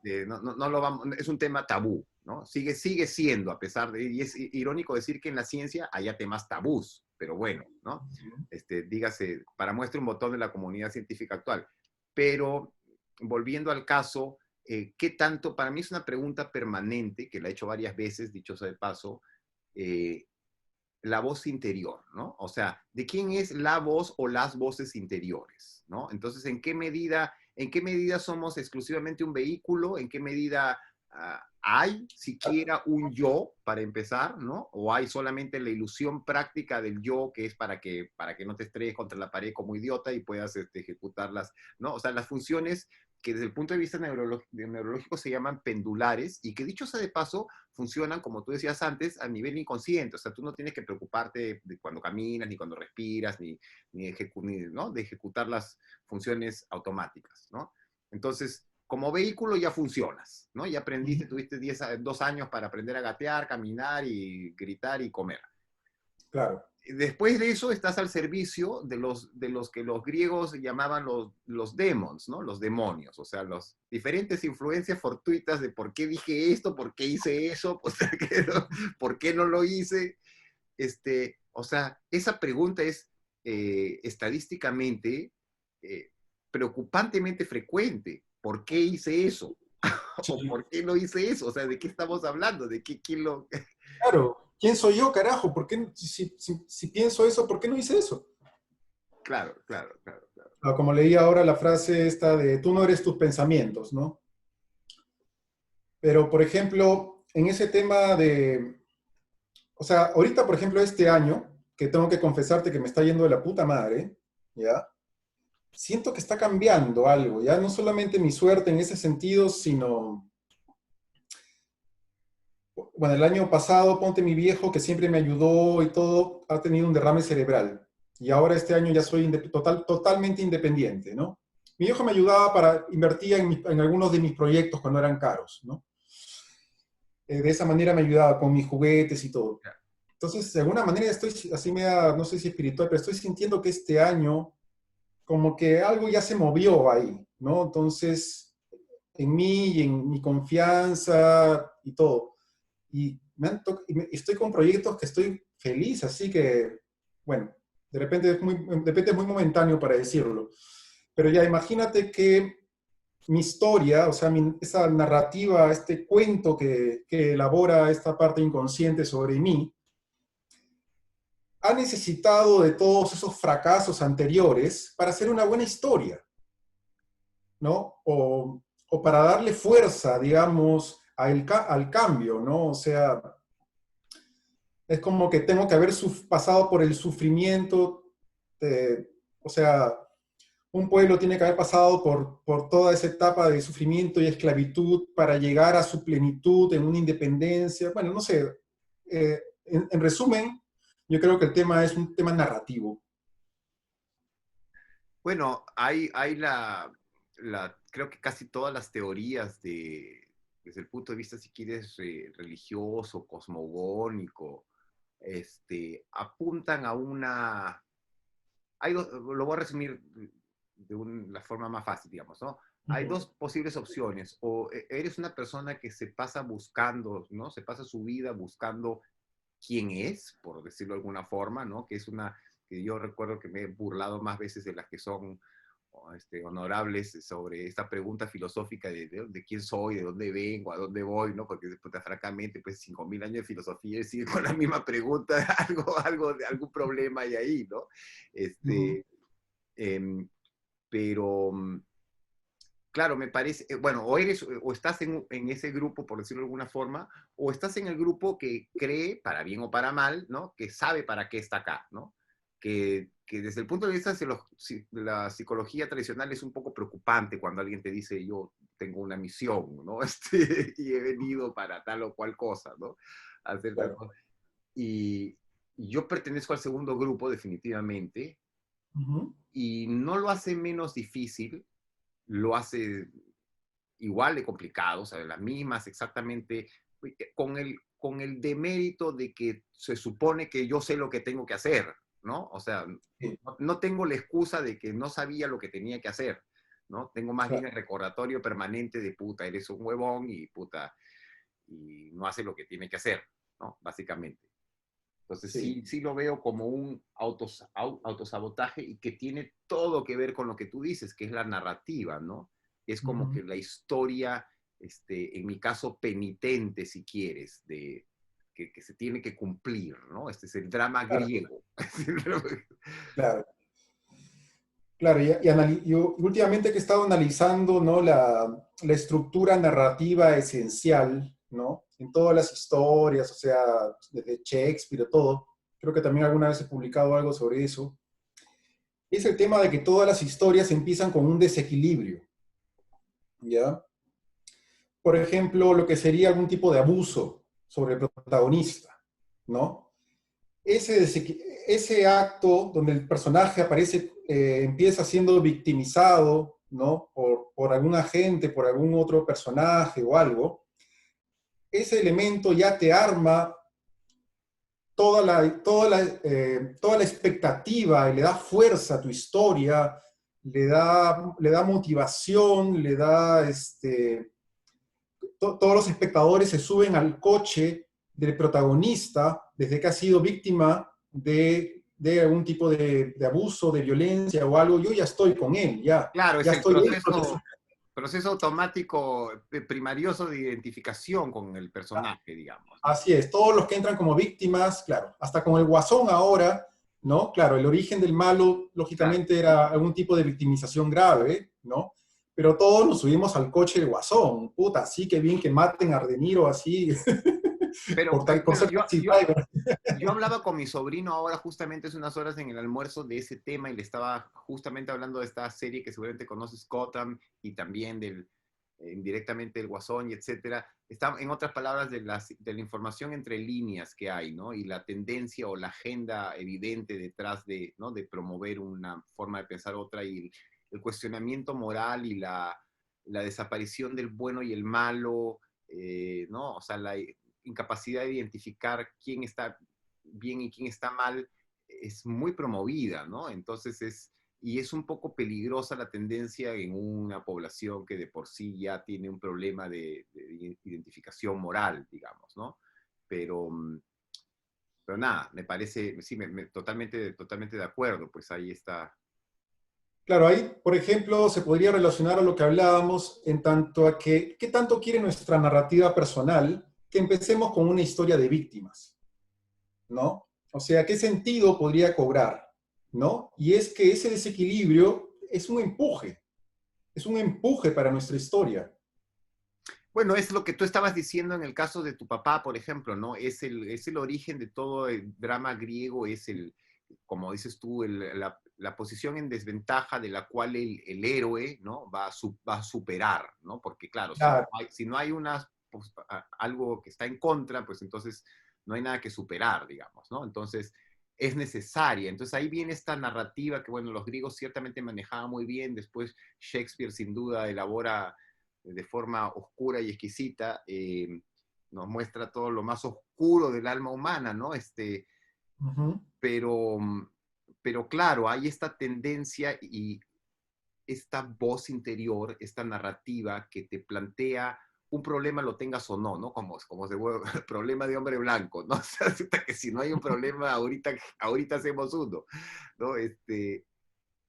Que es bien extraño, incluso a mí me llama la atención, ahorita me resuena una pregunta que en algún momento me debo haber hecho, esta conexión, o más que conexión, esta, si quieres, divergencia, esta rama en la biología humana en la cual eh, deja de, ¿cómo te puedo decir? Se desarrolla una parte del cerebro que se dedica a solucionar cierta clase de problemas, pero que es perniciosa y que siempre regresa a, ¿no? Es bélica, más allá de lo normal o lo animal, digamos, ¿no? Eh, incluso me parece un marcador interesante para las personas que estudian la exobiología, ¿no? O sea, la teoría de proveniencia extraterrestre y etcétera, en la cual sí te das cuenta que hay una raza que es un poco más, ¿cómo te puedo decir? Que tiene menos filtros morales para infligir dolor en lo que lo rodea, ¿no? O sea, es capaz de... La venganza, por ejemplo, es nuestra puerta a perder esos límites morales, por ejemplo, ¿no? Tú ves cómo las feministas se alegran de la muerte de un supuesto violador donde la víctima reconoció que había mentido, ¿no? Y, puta madre, su venganza, las lleva también a estragos así bien pendejos, o sea, saltar de la felicidad, maldecir a la familia, y todo cuando ya se había demostrado que lo de la víctima era un engaño, que lo de la violación había sido falso, ¿no? Pero bueno, es un ejemplo acerca de la venganza, ¿no? Porque puede ser un proceso cíclico, ¿no? O sea, viene este personaje, imagínate una historia, ¿no? Que te muestra al mismo tiempo la victimización de Batman y la victimización del Guasón, de la misma historia, ¿no? ¿A cuál coche te subes? ¿No? No conozco historias donde te muestran esa posibilidad de elegir, ¿no? Generalmente No, las pero historias... yo creo que está en todos, o sea, está, yo lo veo incluso, esa posibilidad de elegir la veo ejercida ya en cualquier juego infantil, al menos de mi época, donde se jugaba, por ejemplo, los indios y los vaqueros, el ladrón y los policías. O sea, tú podías elegir ser ladrón, ser policía, podías elegir ser el Spider-Man o el hombre pulpo, qué sé yo, ¿me entiendes? Entonces, Claro, porque eran dos historias, pero no sé si han llegado a congeniar también, ¿no? Bueno, de repente tienes razón con lo de con lo de los indios y los vaqueros. o Como sea, que lo ya que pasa es que siempre pues, hay la posición que espero que no se pierda, digamos, que uno puede reconocer como una de las pocas virtudes humanas practicables, ¿no? Que es el altruismo. Es cuando tú no necesariamente, en vez de matar a tu enemigo, una vez que lo has vencido, ¿no? Para ponerlo más heroico, lo convences de ser tu amigo y efectivamente son amigos y ahora ya no tenemos que pelearnos otra vez, ¿no? Porque claro, la venganza es el ancla del odio, pues, o sea, ahora, hacerle entender a un ser humano con su parte racional, y aquí, por ejemplo, también hay bastantes datos históricos, más que históricos, ya más a nivel antropológico, de cómo reaccionan ciertas tribus ante que venga alguien y mate a tu papá, a tu hijo, ¿no? Lo que sea, y cómo un reaccionan. odio, claro, es un odio incontrolable en el que queremos creer a toda costa, o sea, no le Ahora, ponemos... yo creo que o sea, yo creo que en la religión hindú en general, en el budismo, para no ir más lejos, está bien claramente dicho, o sea, el capítulo sobre las emociones, incluido el odio, por supuesto, y la venganza, está muy claro, ¿no? Ahora, que eso lo puedas llevar a la práctica desde un punto de vista occidental, que es justo lo que estaba mencionando yo antes, o sea, ha habido en un principio una clara distinción de cómo se reacciona, como lo que hablábamos al principio, lo que mencioné del harakiri, ¿no? El suicidio, ¿no? Cómo lo ve una cultura, cómo lo ve otro, ¿no? Entonces, así mismo hay formas diferentes de ver y reaccionar ante, ante una atrocidad, ¿no? Y unas de ellas incluyen la venganza y tiene que ser y es parte del honor y no hay escapatoria por ningún lado, ¿no? Y otras en que predican lo contrario, no queriendo decir Claro, que lo practiquen, pero no, porque de otra forma, porque no hay solución, porque si no, nunca acaba el círculo, pero eso ya debería ser, como se dice, evidente, ¿no? De que ese es el caso. Entonces, en fin, es un tema claro. O utópico. sea, en el tema narrativo sobre lo que dices, claro, por ejemplo, el tema de la venganza, ¿ya? Donde la historia empieza con un abuso gratuito y termina con el asesinato del malo, Uh -huh. ¿no? Es, es como el nacimiento también de una segunda parte, ¿no? Es un proceso cíclico, ¿no? O sea, no me acuerdo en qué película, si es Kill Bill, creo que sí, Claro, claro. que dejan al hijo del otro para que, como que la historia va a continuar, pero ahora a futuro, pero para el otro lado, ¿no? O sea, ella se convirtió en la hija de puta al final de la historia, ¿no? Entonces, mientras que el tema de la pacificación, de la amistad, es como realmente el final de la historia porque es la entropía. Si es que lo entiendo bien, ¿no? Que ya es un momento donde este desequilibrio y este caos llega a algún tipo de balance, ¿no? Donde la historia pierde la fuerza totalmente, ya pierde todo el empuje. Entonces este acto de la venganza, que nos puede también parecer horrible y todo, y porque es puro odio y todo, es un empuje para las historias. O sea, lo que le da vida a las historias, ¿no? O sea, Bueno, ahora, claro, ¿no? no sé qué tan, cuando dices narrativa, claro, estoy, no sé si descubriendo diferentes niveles de a qué te refieres con narrativa, ¿no? O sea, porque claro, la narrativa como tal, la que se publique los libros y procedimiento para que precisamente haya una segunda parte y etcétera, o sea, una estrategia comercial, si se quiere, ¿no? Por un lado, pero por otro lado, el origen real de que en el caso, pues, del odio y la venganza, ciertamente es una... Eh, es un proceso, yo no lo llamaría entropía, porque en realidad mantiene su ritmo y su patrón perfectamente, ¿no? O sea, más bien no tiene nada de entrópico, porque no, entrópico quiere decir que en algún momento finalmente se va a dispersar toda la huevada y se acabó la historia. Entonces esto es más bien como amarrarse al odio, ¿no? Entonces, pero ya que tú mencionas narrativa, creo yo que en el proceso narrativo que viene desde que existe la narrativa, ¿no? Previa a la escritura, por supuesto, ¿no? ¿No? Fundamental en la transmisión de cultura, si se quiere, y conocimiento, ¿no? Se ha martillado tanto este hecho heroico de la venganza, ¿no? Y de la restitución del honor, que entonces se ha convertido, ya dejó de ser la exclusividad de una subespecie, si quieres, ¿no? De una fracción racial, y se convirtió en el modus operandi, ¿no? A nivel mundial, ¿no? Se generalizó, digamos, ¿no? Claro. Claro, yo lo digo, o sea, estamos hablando también a nivel de, bueno, del cine, de la literatura y todo, pero también al nivel de cómo conseguimos la realidad, ¿no? Por ejemplo, tú ves en la historia universal o en la historia del Perú y todo, no puede ser tampoco tan creyente de todos los hechos tal como se narran, porque hay mucha manipulación, ¿no? Eh, o sea, cuando hay un vencedor que manipula la realidad y todo, ¿no? Entonces, no sé, es como... Claro, ahí no hay es que yo no sé si hay una percepción posible de la historia en la cual Ujú. precisamente, entre otras cosas, por lo que has dicho, pues la historia normalmente ya lo sabemos todos, la cuenta del vencedor, etcétera, etcétera, ¿no? Más la distorsión, más la pérdida, más... Claro, por ejemplo, la historia que narraron los judíos, perdón, los nazis respecto a los judíos. Ese es un buen ejemplo.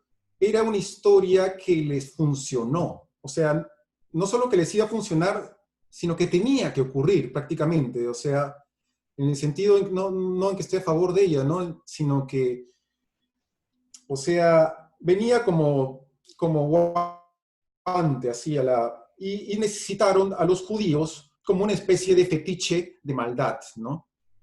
era Entonces, previsible, digamos. a ver, no sé si la palabra es previsible, sino que es como lo que tenía que pasar en una película. O sea, Por eso, cuando pues, hay... previsible. Sí, es verdad, tienes razón, sí. Claro, porque Claro, yo no diría tenía que pasar, yo diría que era, que si juntabas los elementos, ¿no? Uno más uno iba a dar dos, ¿no? O sea, es como lo que está pasando ahorita, para no ir más, para no ir hacia atrás, lo que está pasando en Estados Unidos, ¿no? Con la cuestión racial, que ya, bueno, ya llegó a, o sea, para mí es evidente lo que va a pasar, y en un margen de tiempo de, pues, no más de 2 meses exageradamente, siendo muy generoso, ¿no? Y cuando digo va a pasar es una forma de decirlo, porque cuando, o sea, no sé qué tanto habrás visto el tema, ¿no? Pero cuando ya hay una fracción radical, ¿no? ¿Cómo te puedo decir? De muchas personas, todas armadas, con un objetivo bien claro de queremos un estado separado donde no haya ningún blanco y etcétera, ¿no? Más allá de que esté bien o esté mal, que estén en todo su derecho o no, ya está muy claro lo que va a pasar, ¿no? O sea, así de simple. No hay que ser ningún ¿qué sociólogo. es lo que va a pasar, perdona, según esa visión?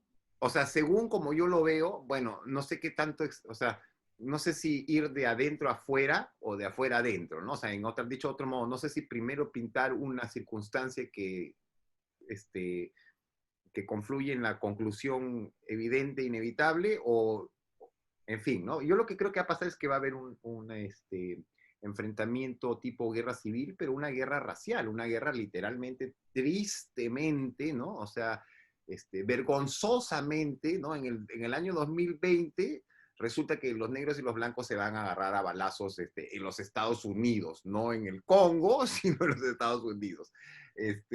Entonces, y ya los porqués, puta, bueno, puedo elaborar en el tema, es relativamente fácil, ¿no? O sea, Trump ahorita no va, desde su punto de vista, no va a permitirse perder las elecciones y las va a perder si es que no hay una guerra o algo por el estilo, ¿no? O sea, no hay otra. La tendencia está clarísima, ¿no? Ya, lo que yo veo, creo que, bueno, nuevamente te digo, estoy divagando, pero si sigo por la línea de esa teoría, creo que a lo que me refiero es que hay dos tipos de previsibilidad, ¿ya? Una sería una previsibilidad más, no sé, llamarla situacional, donde tú entiendes la mentalidad de la gente. Ah, yo creo que este huevón va a hacer esto, ¿no? Porque yo lo conozco, ¿no? O sea, ya piensan ese tipo de previsibilidad. Y ahora piensa en otro tipo de previsibilidad, que es, ¿qué tiene que pasar en la película para que sea un buen final? Es otro tipo de previsibilidad. Bueno, te puedo llevar a hacer, ¿cómo te puedo decir? Hacer uso de mi imaginación educadísima y decirte el final de la película, pero creo que el final de la película es más que evidente y no quiero ser spoiler, pero ahí te va. Pero ¿sabes a qué me refiero? ¿No? Que no se trata de conocer a las partes, sino se trata de entender qué es lo que haría un narrador. Exactamente, exactamente. Bueno, ya no agrego nada a eso porque de eso se trata todo, ¿no? O sea, el que entiende el estilo del que está escribiendo el libreto, ¿no? Y ya entendió cuál es el tema de la película, ¿no? Pues ya se puede imaginar, ¿no? El final. Y es un poco como, ahora que estoy viendo últimamente, es una serie que me encanta, que es Agatha Christie, Hércules Poirot, ¿no? Y que sus casos son, pues, Agatha Christie, ¿no? La serie antigua. Sí, la serie antigua con David Suchet, Ya. ¿ya? Que aparte el actor es fabuloso, pues, ¿no? Pero bueno, más allá de eso, es eso de que, claro, vas a tener que esperar que Poirot te explique quién es el criminal, porque todos pueden ser las cosas, pero el hecho central es que hay uno, de eso puedes estar seguro, ¿no? O sea, entonces eso es lo que pasa con el contexto actual a nivel mundial, ¿no? O sea, el final es evidente, ¿no? La pregunta en dado caso es de quién aprieta el botón, por decirlo de alguna forma, ¿no? Claro. Claro, de Pero, repente lo que haría falta también es distinguir los capítulos, ¿no? Porque, claro, no se puede, no sé si se puede hablar de una historia interminable, pero por ejemplo, ¿no? La muerte de Alan García, para mí significó un final rotundo, ¿ya? Con su suicidio, como un cierre, ¿ya? De una historia que tenía mucha trayectoria, ¿no? Y casualmente ahora viene el tema del coronavirus, que ya estamos, o sea, es como estar en otro capítulo de la historia de Perú, ¿no? Pero bueno, de repente estoy sobreanalizando y queriéndolo ver a mi manera. Pero te digo algo con respecto a la narrativa, a los trucos para escribir cuentos sin ser un especialista, porque tampoco no es que sea un gran lector de esos temas. Yo creo que las buenas historias, o sea, o al menos las historias que tocan, que tienen la capacidad de transportar a la audiencia y de volverse como memes, o sea, esas que se van a seguir contando y películas que se van a seguir viendo y todo, está también en meterle, el guionista ahí es como una especie de Dios que mete la mano, ¿no? A la historia. Por ejemplo, el hecho de las coincidencias en las historias. No hay coincidencias gratuitas en las películas o en los libros. O sea, o bueno, al menos tratan de evitarlas al máximo, ¿no? Porque todo tiene que ser hecho como que estaba, o sea, el final tiene que sorprenderte, pero también tiene que darte la idea de que, ah, claro, pues, claro, ¿cómo no me di cuenta? Él era el asesino. O sea, ya estaba todo pauteado sutilmente, ¿no? Entonces, yo veo ahí como que es que nos encanta ver la mano de Dios ahí en las historias. La mano de Dios que, uy, mira, justo se conoció la chica con el chico. Claro, era lo que estaba, o sea, Bueno, no sé, es una idea Bueno, que claro, tengo. tiene todo que ver con el determinismo que hablamos hace un ratito, ¿no? También tiene que ver con la exclusión de tu voluntad en el transcurso de la historia, ¿no? Quiere decir, en otras palabras, ¿sabes qué? Relájate y disfruta porque la verdad, ya esto ya está arreglado, digamos, ¿no? Este, Cosa, como te digo, yo tengo mi postura reservada al respecto, pero sí, también, como dices tú, el capítulo en el que uno está y ese tipo de cosas y todos los factores, pero yo sí creo que hay un desenlace más o menos obvio, evidente y pronto de este capítulo, ¿no? En el que estamos ahorita. O sea, una de las cosas, por ejemplo, hablando de narrativa, una de las cosas que uno se puede dar cuenta de una historia es cuando ya se acerca el final. ¿Tú crees que estamos haciendo el final realmente? Yo lo veo muy evidente, te diré, y eso que no voy a negar mi parte fatalista, pero misteriosamente, mientras más viejo me hago, más optimista me vuelvo, y no me preguntes por qué, porque no lo entiendo, pero será que en el fondo quiero a los humanos, pero es muy evidente y es muy selectivo y claro, ojo que cuando hablo del mundo estoy hablando, ¿cómo te puedo decir? De una mayor parte, o sea, mira, me suena incluso como que si estuviera, creo que no necesitas tanto cuidado en mis palabras. Estamos en guerra hace tiempo, ¿no? O sea, en todas partes del mundo, para empezar, ¿no? De una que otra forma, ¿no? Estamos en crisis en muchos aspectos, ¿no? Ahora, claro, hay gente que no lo ve porque tiene las comodidades, o sea, yo ahorita si no me intereso por las cosas, las penurias de los demás, no tengo por qué enterarme, ¿me entiendes? Estoy en verano en Suiza, o sea que no hay ningún problema. Pero, pero bueno, la cosa es que ahí están estas cosas, ¿no? Y, y juntando elementos como lo que pasa en el Perú, lo que pasa en Estados Unidos, lo que está pasando entre Estados Unidos y China, y varios elementos más, sí creo que estamos cerca de el final de esta era política, digamos, esta era política económica, este modelo, lo que todo el mundo tiene Ah, ¿no? en la sí, de boca, acuerdo. el nuevo orden mundial, ¿no? Y sí Ujú. creo que en algunos lugares va a ser más violento que otros, en algunos lugares va a ser el hambre, en otros lugares va a ser o sea, como dice la Biblia, pues, ¿no? La peste, en otros lugares será la sequía, qué sé yo, pero el hecho, o sea, por ejemplo, las inundaciones que están ocurriendo en China ahorita, ¿no? En este preciso momento, ¿no? De las cuales nadie habla porque no saben las noticias en general y porque a los chinos no les interesa que la gente se entere, pero está a punto de desbordarse en la presa más grande del mundo, porque las otras ya se desbordaron, ¿no? Y para que no se desborden, están abriendo ¿no? Canales en los ríos y inundando pueblos de 11 millones de personas, Claro. por decirte, ¿no? O sea, claro, les avisan un par de horas antes para que salgan, ¿no? Pero a lo que voy es que, ¿no? Así estamos, ¿no? Y en el Perú la gente se muere de un bicho porque dicen que no hay oxígeno, ¿no? Porque por alguna Ujú. razón en el Perú misteriosa, que alguien me explicará a posteriori, el Ujú. conocimiento de cómo producir y embotellar oxígeno parece que ha desaparecido o ha desaparecido completamente la humanidad, ¿no? Y el amor por el prójimo de solucionar un problema tan estúpidamente simple como embotellar oxígeno, ¿no? Sí.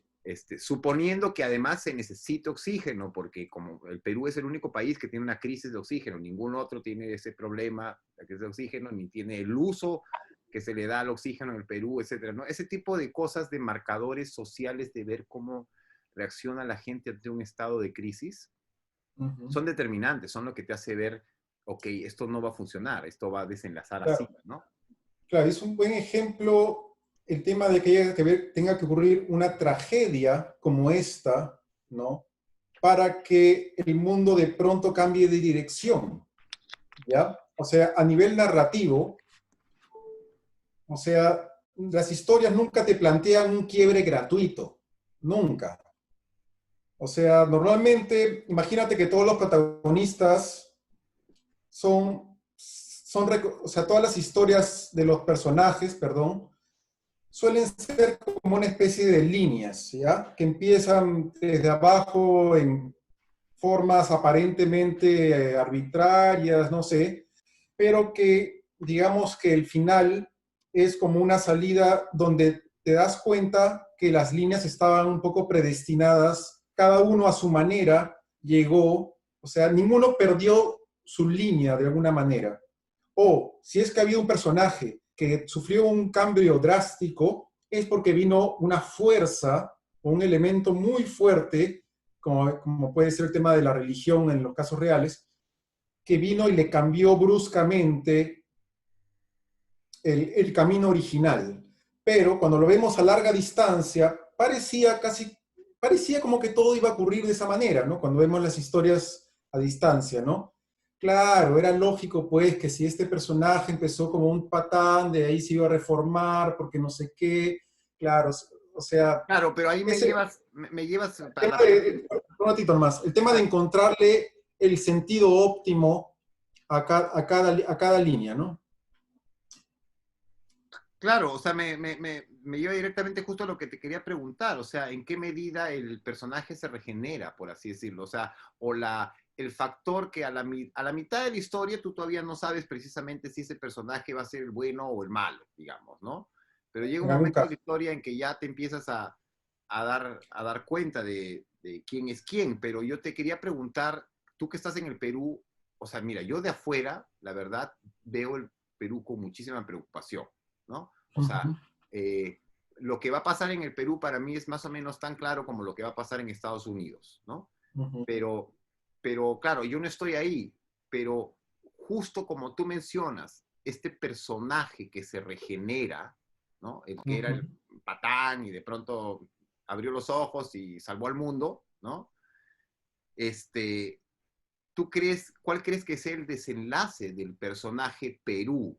¿No? Porque yo veo la forma en la que está reaccionando lo que yo veo de afuera, que es filtrado pues por noticias, por redes sociales, etcétera, pinta muy mal por la forma en la que están reaccionando. Claro. ¿No? O sea, Bueno, el tema del coronavirus es un agente que no es humano. Entonces, digamos que ahí la reacción, así como que cada acción genera una reacción, la reacción no sé si deba ser necesariamente contra el poder. O sea, podría que sea la chispa, ¿no? Podría ser que sea la chispa. Pero bueno, algún tipo de concientización, definitivamente, ¿no? Y ahorita no quiero teorizar sobre el tema de Perú porque no he pensado mucho en eso, en el tema de qué va a pasar. mm. Pero lo que te quería decir era, no, ya me olvidé.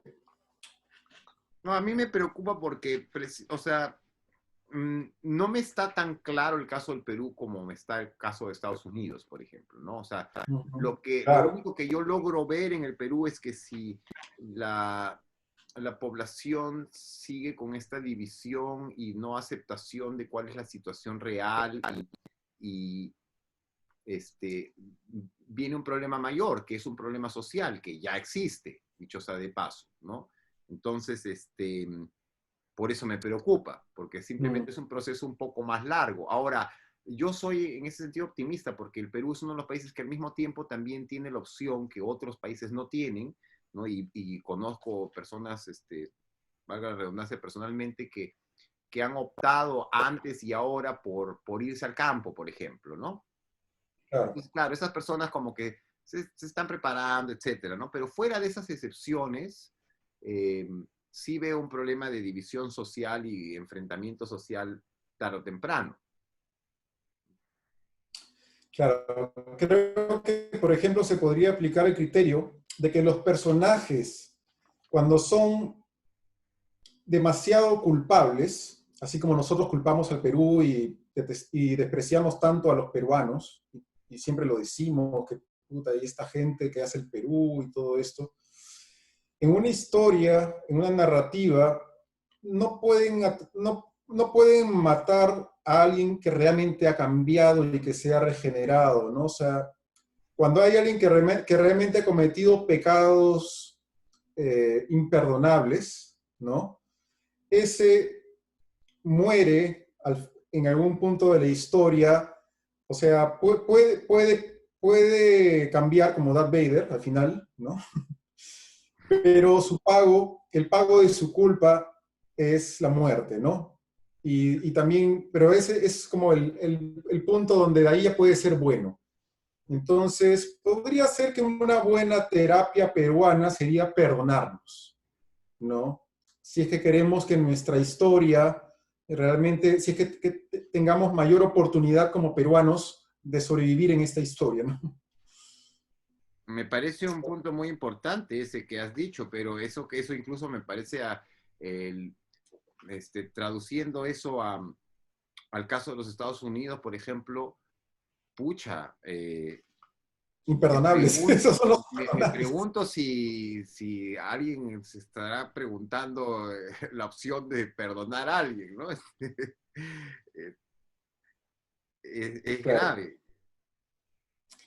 Bueno, no sé, de repente lo que estoy aplicando ahorita son puros prejuicios narrativos, porque tú sabes que la audiencia, una cosa saliendo un poco del campo histórico o de acontecer actual, Hitchcock se dio cuenta de que habían ciertos hechos que la historia no se podía permitir plantear, como el tema de que un niño inocente cogiera de pronto la bomba que habían puesto en un teatro o en algún lugar, no sé, la cogiera con curiosidad y se la llevara solito a una banquita y ahí jugara con la caja hasta que de pronto, plum, explota y muere el niño inocente. Ya. Esa narrativa, por ejemplo, es imperdonable. La gente desde ese punto no va a aguantar esa historia. No va a estar, no va a poder manejar ese nivel de ruptura o también, imagínate una disonancia cognitiva en una película fuerte, ¿no? Como que el realmente hijo de puta ese que odiaste al comienzo, o sea, Darth Vader solo se puede regenerar porque él lanza al emperador también, o sea, y salva, o sea, se vuelve un héroe también en su momento, ¿no? Pero hay gente hay historias donde la gente no va a perdonar al malo, ¿no? Y de repente este sistema del que hablamos del comienzo de lo que escribí, de evitar, o sea, de construir al que se opone a tu forma de pensar y trazarlo como parte del mal y con este estereotipo de tacharlo para anular su forma de pensar, es porque estamos huyendo todo el tiempo de la disonancia. No queremos lidiar con cambios demasiado bruscos que parezcan gratuitos. O sea, como te decía, tiene que ser una fuerza muy fuerte, ¿no? Pero bueno, no sé, estoy especulando mucho No, ahorita sobre eso, no lo tengo armado. me hiciste pensar precisamente en este cambio, en este cambio consciente, si se quiere, en la opción que uno tiene, de eso hablo, ¿no? Que es lo contrario al determinismo, ¿no?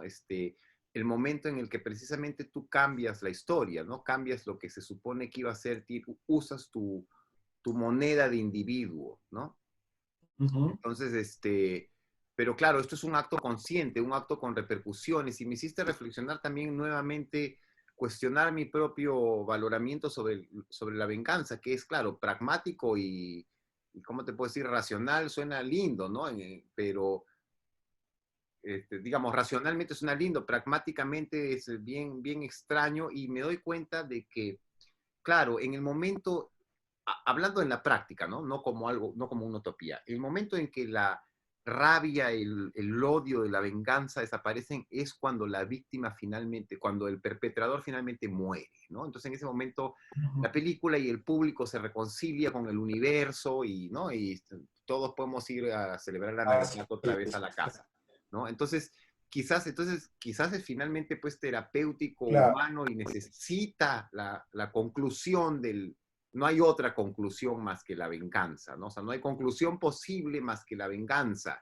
Y ojo, lo que estoy diciendo en el contexto en el que estamos viviendo hoy día, en el que viven los Estados Unidos, es fatal, ¿no? Es dramático, claro, repercusiones previsibles, basado precisamente en este análisis de la psicología humana tal cual es, ¿no? En este nivel claro. Lo que pasa es que la realidad en verdad es pura, Sí, perdón, termina, No, termina. no, no, pero mantén la idea porque creo que tiene que, todo que ver, pero porque si no se me va a olvidar, que es precisamente la importancia de la experiencia traumática, o sea, lo que tú decías antes sobre Hitchcock, ¿no? O sea, Ujú. la fragilidad del cerebro humano, no solamente en la niñez, ¿no? La fragilidad y la facilidad con la que se impresiona, en el sentido literal de la palabra, de crear una impresión, ¿no? Indeleble en la psicología humana, es, Claro. es Eh, nada, o sea, requiere un soplido y no vas a poder borrar de tu filtro de procesamiento esa experiencia. Entonces, claro, una vez que tú expones a 50.000 personas a nivel mundial desde el punto de vista de una película en tiempos antiguos, porque hoy día son millones, ¿no? A una experiencia traumática, inmediatamente vas a cambiar algo en el genoma de esa persona, ¿no? En este caso, sí viene al caso el genoma, ¿no? Sí es ujú. correcto y aplicable. Entonces, quería mencionar eso antes de que se olvide, pero tú ibas a continuar con Claro. la percepción, ¿no? De repente lo que te he estado diciendo no es acerca de la realidad, sino es acerca de cómo la vamos a percibir. Entonces, no te estoy hablando del acontecer real, sino de cómo vamos a querer registrarlo, ¿ya? Por ejemplo, en el tema, o sea, la realidad es pura disonancia. Esa es mi última conclusión, ¿ya? Pero nuestro entendimiento, nuestra comprensión, nuestra conciencia, nuestra historia, lo que hace es tapar todas las disonancias. No permite las disonancias. O sea, obviamente hay posturas encontradas que superviven porque no se han resuelto, ¿no? Pero las versiones oficiales y todo, digamos que eh, mientras haya disonancias, siguen, no están resueltas. De Entonces, acuerdo, de acuerdo. la gente busca resolver las historias y tenerlas clarísimas. Como por ejemplo cuando Donald Trump habla de que la solución es este dióxido de cloro. De pronto todos los medios se vuelven locos y dicen que esto es totalmente peligroso. ¿Por qué? Porque no permitimos que el malo, Donald Trump, bueno, también hay un montón de intereses de por medio, pero no podemos dejar que el huevón diga nada que sea cierto, ¿no? O sea, no queremos No, disonancias. ahí está el peligro con una de las razones que quizás principales por las que quería hablar de este tema, es porque Mm, esta disociación cognitiva, que es muy conocida y muy estudiada, es una de las cosas más conocidas y ujú, estudiadas dentro del campo de la psicología seria, ¿no? O sea, la psicología que es pagada para entender cómo controla a una masa de millones de humanos, ¿no? Este, precisamente, y aquí vuelve el tema del guasón y todo este tipo de cosas, plantean este vacío moral, esta zona gris en la cual tú ya nunca vas a poder ser capaz de identificar al bueno del malo, porque, claro, por un lado, como ya dices, como lo dice Trump, entonces estamos en contra, pero al mismo tiempo, claro, Trump tiene las acciones en la cloro no sé cuántos, ¿no? Y entonces ups, y entonces sigue, es como que un sub y baja de está bien, está mal, está bien, y finalmente la conclusión de cualquier persona que se tomó el tiempo de analizar es, puta, ¿sabes qué? Acá esto es una cortina de humo detrás de otra, ¿no? Entonces, ujú, mejor tomo yo mis propias decisiones. Pero, y claro. claro, volviendo al tema original del proceso cognitivo, ¿no? Porque precisamente ya derribaron al tótem tampoco, ya ni siquiera hay el tótem que había antes, ¿no? Ujú, Entonces, es un problema claro. complejo que si no se resuelve va a tener, bueno, más allá de que se pueda resolver o no, no se va a resolver porque la solución es precisamente no es que la sea, ¿no? Pero la solución de más escogida parece ser la venganza, ¿no? Entonces, parece que hasta que no haya una venganza histórica, ¿no? Sí, Eh, no vamos a poder seguir adelante, ¿no? claro. De hecho, yo le pondría a esta conversación de nombre algo así como algo relacionado con la disonancia, de cómo aceptar la disonancia, ¿no? Aprender a vivir con la disonancia de verdades y de maneras de ver la cuestión, ¿no? Porque sí, pues parece que nuestra condición nos obliga así a ver las cosas o de una manera o a la opuesta, pero nunca, nunca queremos conciliar no, no somos capaces de conciliar esas dos verdades opuestas porque supuestamente nos causan confusión, ¿no? Entonces huimos de la confusión. Y creo que esa huida, ¿no?, de la confusión en búsqueda de la claridad y así, de toda la huevada, es de alguna manera también lo que hace, lo que genera el cambio, el cambio ideológico y la evolución de la ideología y todo eso.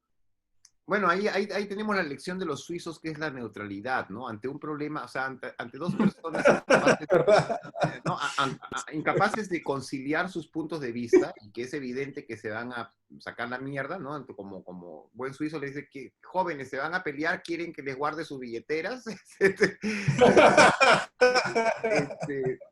pero, pero más allá de eso está primero que tiene mucho que ver con el budismo, ¿no? Porque la posesión neutra se puede entender como el momento, ya que uno no puede controlar las emociones, pero puede salirse de ellas, digamos, para que no te arrollen, ¿no?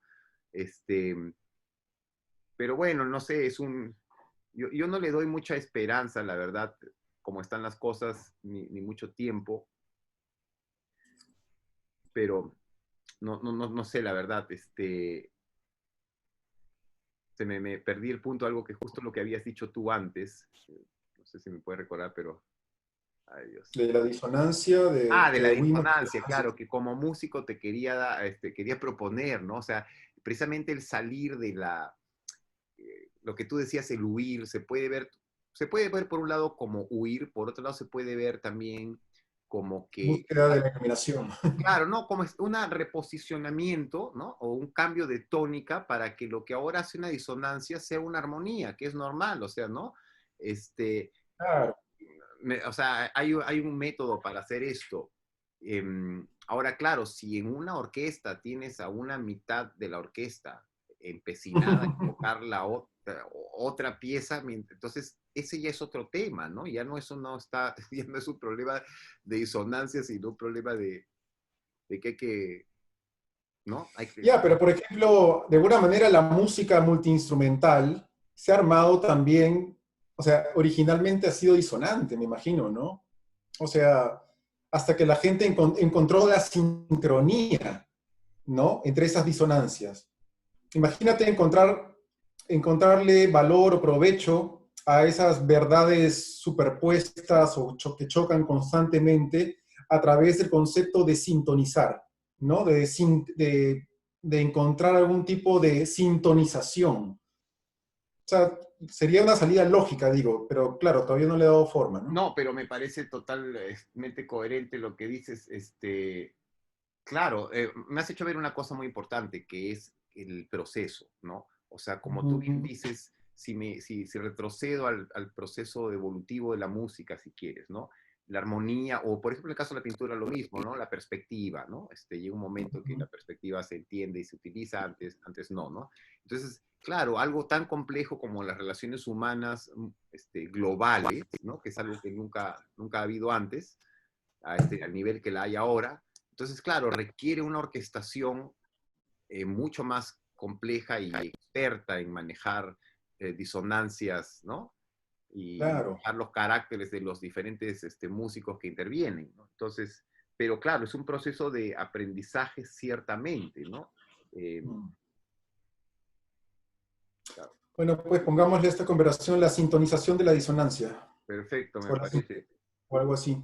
Y a buen tiempo porque tengo una versión, estas versiones gratuitas que en algún momento me va a decir que ya me quedan 5 minutos por acá, pero bueno, creo que hemos llegado, sea como sea, a una productiva Sí, conclusión. sí, ¿No? oye, te quería decir que, mira, yo necesito ahorita, como me peleé con mi partner creativo hace un año, o hace menos de un año, necesito amigos con quienes hacer brainstorming. Así que cualquier otro día de repente podemos repetir una conversación, de repente para que tú me cuentes ideas o yo las mías, buscándole alguna solución, pues. Yo encantado, es mi pasatiempo favorito. Ya, O pues sea, genial. cuenta conmigo. Y bueno, te agradezco de corazón y a nombre de las personas que tengan la amabilidad de aprender o observar algo que hayamos dicho. Y Sí. nada, Están tratar algo curioso. quedamos en pendiente para la siguiente. Ya, pues te mando mi cabeza sangrienta, Clava, para que la conserves y me quedo con la tuya. La voy a poner acá junto con mis trofeos, junto con mis Ya, likes. Un abrazo y un gracias. abrazo. Cuídate. Chao.